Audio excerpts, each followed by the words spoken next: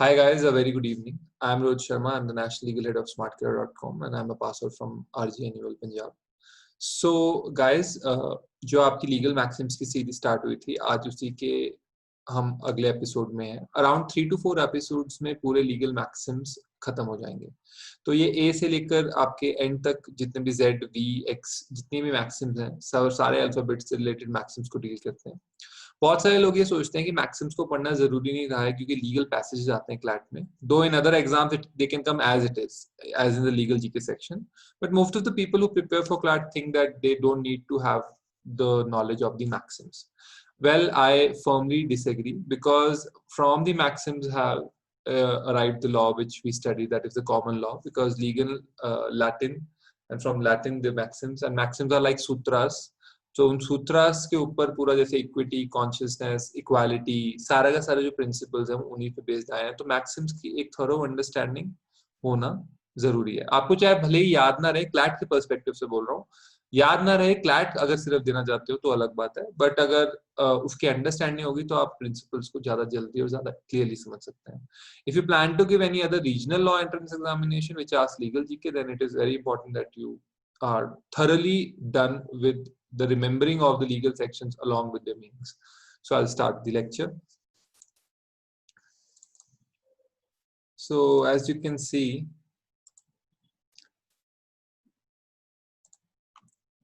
the first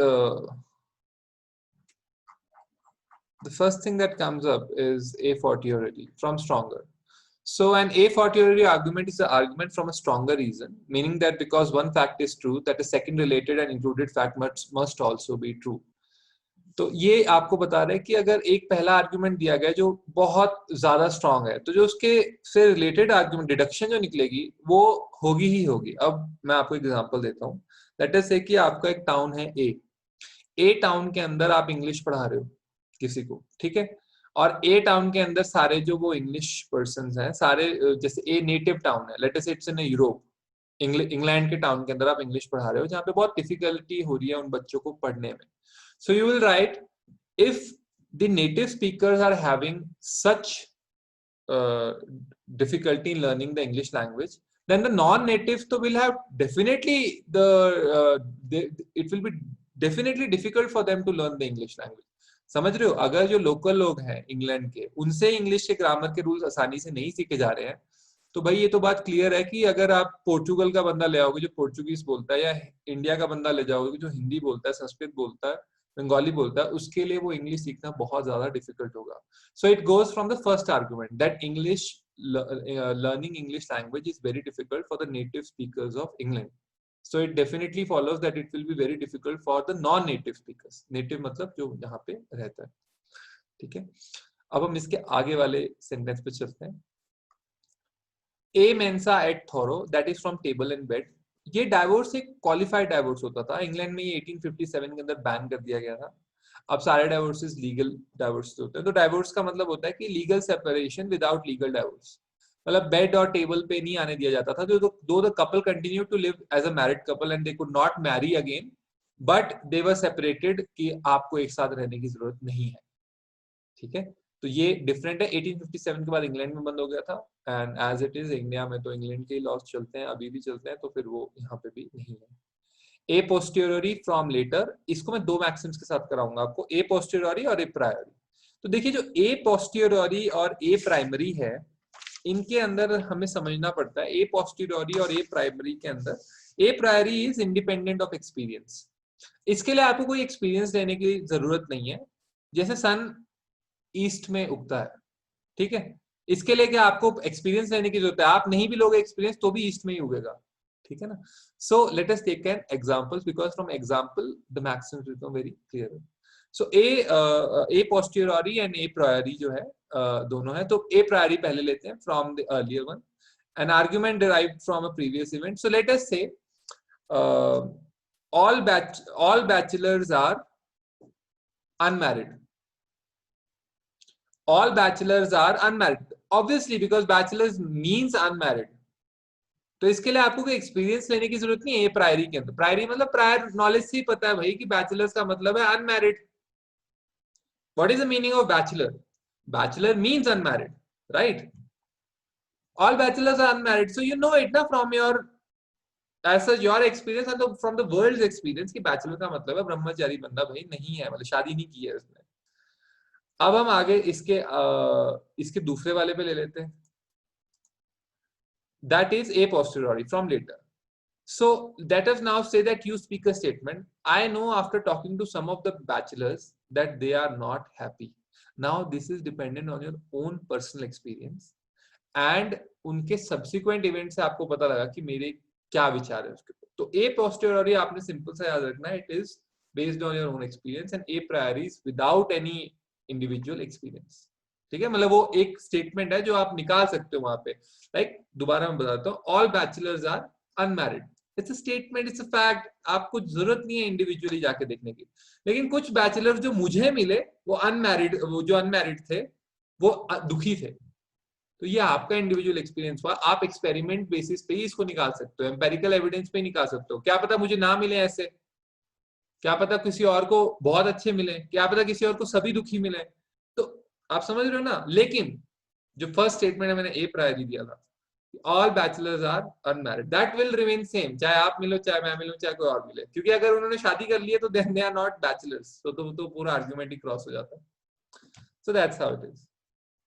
ठीक है, रट्टा मारने के लिए आप इसका रट्टा मार सकते हैं, अगर समझ ना आए इतना तो कुछ बहुत ज्यादा दिमाग लगाने की जरूरत नहीं, इसका रट्टा मार लीजिए। ठीक है, AQ from which regarding court of first instance or the decisions of a previous court known as the court Q। तो मतलब मान लेते हैं कि ये कोर्ट यूज कर सकते हैं, हाई कोर्ट यूज कर सकते हैं डिस्ट्रिक्ट कोर्ट के लिए कि कहाँ से आए, क्यों, it has come from their district court. From which, because first instance का कोर्ट होता है जुडिशियल मैजिस्ट्रेट का कोर्ट। अगर मान लो आपका केस है 3-4 हजार रुपए का, तो पहला कोर्ट है जुडिशियल मैजिस्ट्रेट फर्स्ट क्लास, या यूपी में हो तो मैजिस्ट्रेट सेकंड क्लास, दिल्ली में हो तो metropolitan magistrate, according to the jurisdiction division, according to the states and the area. So AQ is very easy. Ab extra from outside. Concerning a case, a person may have received some funding from a third party. This funding may have been considered ab extra. So let us say BJP receives a lot of funding from ab extra people. So it's a valid statement. Ab initio from the very beginning. This I have covered in the earlier video, but since we are covering the whole maxims again, so it becomes important for us कि हम देखें. So ab initio है from the very beginning, commonly used for referring to the time of contract, statute, married, deed become legal. तो कब से legal बनी है ये, कब से आया है इसका प्रचलन, तो ab initio is right from the very beginning. ठीक है, absque hoc without this, presenting the negative portion of a plea when pleading at common by way of special travel, मतलब विदाउट दिस जो है इसके बिना हो नहीं सकता है। इसका जो उल्टा है वो होता है एड हॉक, अभी के लिए जो मतलब हमें चाहिए होता है। तो hoc is for a particular moment, presenting the negative portion of a plea when pleading at a common by way of a special traverse. So you can just remember it without this. Actori incumbit probatio, on the plaintiff rests the proving. This is very simple, the burden of proof lies with the plaintiff. अगर आप complaint लेके आए हो तो आप ही को prove करना है, until unless there are some laws in India which are made especially for, let us say, the women, जैसे डाउरी लॉज है तो उन्हें कुछ प्रूव करने की जरूरत नहीं है, मोलेस्टेशन लॉज है कुछ प्रूव करने की जरूरत नहीं है। तो यहाँ पर आप देखो कि अब जब उसमें से इनजस्टिस चलता है या फेक केसेस आते हैं, फेक रेप केसेस आते हैं, या फेक बहुत सारे ऐसे केसेस आते हैं जो मेंशन, जो क्योंकि बिना एविडेंस के ही वहां पे जो प्रूफ है वो एक्यूज्ड पे पड़ गया है और उसको सोशल जस्टिस बता दिया जाता है। May be according to the social justice warriors it may be good, but according to the law as far as we are following, it's not good at all, because on the plaintiff rests the proving. This is a very fundamental principle कि अगर आप complaint लेके आए हो तो कुछ तो proof दो ना, कुछ not something that you need to show something. So that was not there, that is not there, and that's what the reason is for such amount of fake cases in anything. Let us say that Supreme Court ने संज्ञान लिया था SC/ST Act case का भी कि बिना complaint के DSP जब तक इंक्वायर नहीं कर लेगा तो उसे क्वैश करना पड़ा due to the political considerations. So that's how, that's the reason. Actus reus is a guilty act, let us say part of what proves criminal liability. Now let us say कि 5 साल का बंदा जो है वो मार देता है एक पर्सन को, तो उसका एक्ट तो गिल्टी है, बट क्या वो मेंस रिया है उसके अंदर, क्या उसने गिल्टी मन से मारा है उसको? The answer is no. The answer is no, because छोटे बच्चे के पास इतना माइंड नहीं कि वो किसको मार रहा है और बहुत रंजिशों में और उसमें मार रहा है। अगर मान लेते हैं उसकी बॉल कोई चुरा के ले गया और उसने पापा की गन निकाल के उसको मार दिया, तो वो एक्टर्स रियस तो होगा बट मेंस रिया नहीं होगा। और जब तक एक्टर्स रियस और मेंस रिया मीन्स गिल्टी माइंड, वो दोनों मिलते नहीं है तब तक क्राइम नहीं होता है सारे नॉर्मल कंडीशंस के अंदर। कुछ कंडीशंस ऐसी हैं जहां पे मेंस रिया के बिना भी क्राइम हो जाता है, वो है जैसे नेग्लिजेंस। रोड पे आप गाड़ी चला रहे हो, आपने गाड़ी से कुचल दिया किसी बंदे को, तो आप वहां पे ये नहीं बोल सकते कि नहीं नहीं मेरा मन तो नहीं था कुचलने का, मैं तो गलती से हो गया। नहीं, वहां गलती से हो गया नहीं चलता। लेकिन ऐसे बहुत कम एक्सेप्शनल केसेस हैं। ज्यादातर जैसे जब आप मर्डर या रेप करते हैं तो देखा जाता है कि आपने एक्टस रियस भी किया और आपने मेंस रिया भी किया। अब इसके एक और एग्जांपल है, जैसे कि आपका एबेटमेंट। एक्टर्स रियस आपने किसी और से कराया लेकिन गिल्टी माइंड आपका था। मान लो abetment to suicide of one person, जो रिया पे लगाए गए थे आरोप, मैं आरोपी कहूंगा उन्हें जब तक प्रूफ नहीं हो जाते हैं, कि आपने अबैटमेंट टू सुसाइड किया उसकी, या सुसाइड करने के लिए उसको प्रोत्साहित किया है।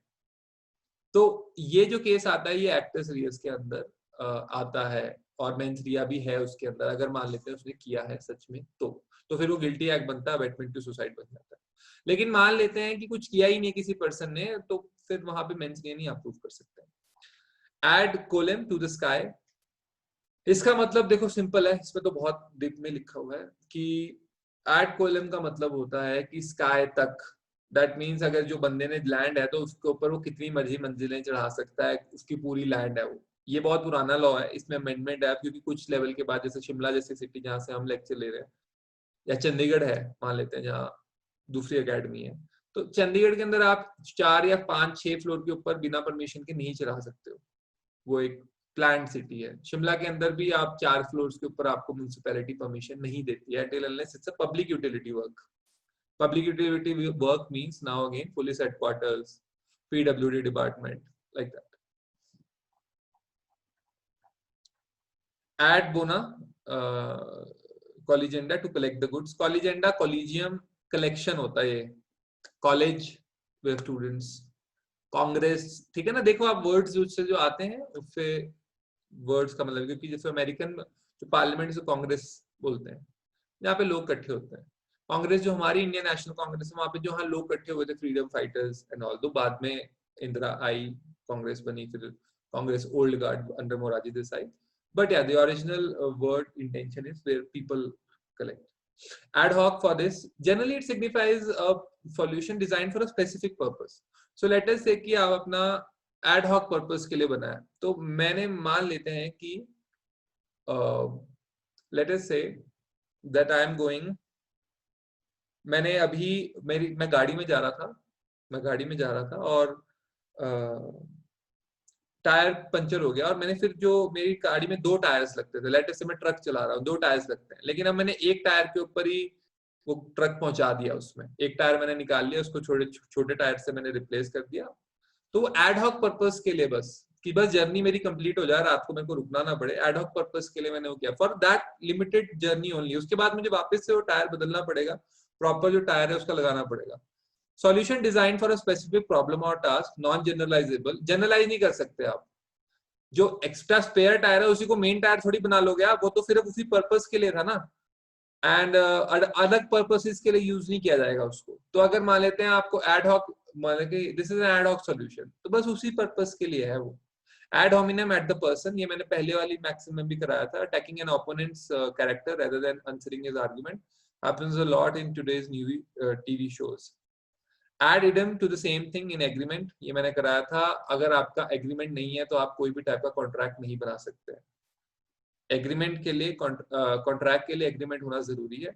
हाँ, लीगली एनफोर्सेबल एग्रीमेंट ही कॉन्ट्रैक्ट होते हैं। तो अगर आपने हैश या नशा या LSD मारने का एग्रीमेंट ले रखा है कि मैंने वहां से ये लेना है या मैंने AK-47 लेनी है, that's an agreement, perfectly fine agreement between 2 individuals, but since it can not be legally enforceable तो वो कॉन्ट्रैक्ट नहीं है।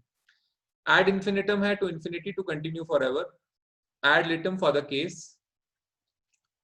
so it's very easy, describes a party designated to represent another party who is deemed incapable of representing him or herself. Let us say lunatic person है, वो अपना case represent नहीं, देखो आई गया इसमें, चाइल्ड और incapacitated adult. Ad quod damnum according to the harm, देखो आपके कई केसेस हैं जैसे जिसमें आप इमेजिन नहीं कर सकते कि आपको हार्म क्या हो रहा है, तो अकॉर्डिंग टू दी हार्म आपको कंपनसेशन मिलती है। जैसे कोविड का केस है, मान लो कि किसी ने किया हो कि हाँ अगर बिजनेस बंद हो जाता है तो मैं इतना दूंगा, पूरा ही बिजनेस बंद हो जाता है तो उसके हिसाब से आपको कंपनसेशन मिलती है। Ad quod damnum according to the damage, damnum का मतलब डैमेज होता है। ad valorem according to the value, it is mostly used in the Indian tax laws. ठीक है। adjournment sine die, adjournment without a date, when an assembly adjourns without setting a date for its next meeting. now देखो most probably तो cases ऐसे adjourn होती है parliament, the house is adjourned till 12 p.m. tomorrow, the house is adjourned till noon tomorrow, or the house is adjourned for 3 days of mourning, अगर कोई बड़ा बंदा मर जाता है, कोई national significance होती है। लेकिन अगर बिना उसके पार्लियामेंट मतलब खत्म होती है, एडजर्न होती है, तो उसको एडजर्नमेंट विदाउट अ डे कहते हैं। एफिडेविट है फॉर्मल स्टेटमेंट ऑफ फैक्ट, जब आप कोर्ट को बोलते हैं लिखने के लिए कि देता है, कोर्ट मांगता है एफिडेविट पे लिख के दो। ऑल्टर ईगो का मतलब है अनदर आई, ये मोस्टली पोएट्स यूज करते हैं। मैं रोहित उर्फ सुलेमान, ठीक है सुलेमान साहब पोएट, ठीक है, उर्दू के शायर यूज करते हैं अपना नाम दूसरा। ऑल्टर ईगो है मतलब मेरी।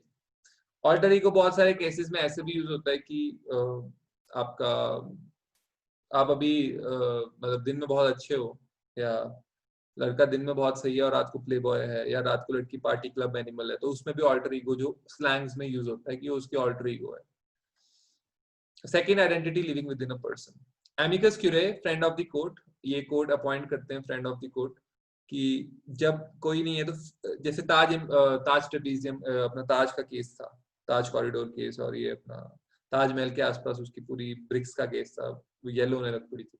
The court appointed one of my professors who was at that point of time practicing in the Supreme Court as amicus curiae, that you go and give us the facts of the case. Animus nocenti, intention to harm. Intention आपका क्या है, subjective state of mind, knowledge, reference, behaviour, possible consequences, क्या क्या है आपके। Animus possidendi, intention to possess, possess करने का right होना चाहिए आपका, तब लॉ आपको राइट देता है। फिजिकल कंट्रोल है आपके पास, इंटेंशन टू पोजेस भी होना चाहिए, ठीक है। Animus revertendi, that is the intention to return, obviously उसका उल्टा हो गया ये, ठीक है। एंटे है before, ante antecedent, before. Antique, antiquity, ये सब उसी से आता है, लैटिन टर्म से आते हैं, तो आपको इतना घबराने की जरूरत नहीं है कि वो क्या एग्जांपल्स आ रहे हैं। Argumento, for the sake of argument, you can see with a lot of your friends, just for the sake of argument उन्होंने बहस लगाई होती है, पता कुछ उन्हें होता नहीं है, तो लाइक दैट। यहाँ इंडिया शिमला में आप कॉफी हाउस जाओ तो बीजेपी कांग्रेस यही चला हुआ है वहां पे 10 साल, 15, 20, 50, 60, but it's just for the sake of the argument, no as such contribution towards politics. Audi alterum partem, hearing the other side, if you don't hear that, then there's no point कि आप decision दे सकते हैं, because दूसरी party को सुनना बहुत ज्यादा जरूरी होता है फेयर जजमेंट देने से पहले। सो आज हमने ए वर्ड्स तक कर लिए हैं, कल हम B C D E F करेंगे। I hope you remain connected. Article हमने कहाँ से लिया उसका लिंक मैंने नीचे दे दिया है। इसके साथ साथ अगर आपने आर्टिकल्स पढ़ने हैं तो उसका लिंक भी है, क्विजेस करने हैं अगर आपको लीगल मैक्सिम्स पे तो उसका लिंक भी है। The classes on this channel will be held daily now till CLAT 21 which happens CLAT 21 MHCET 21 IELTS. So if you have any doubts and queries, you can mail us to at the address given below. Thank you very much. I hope you have a nice day. Thank you.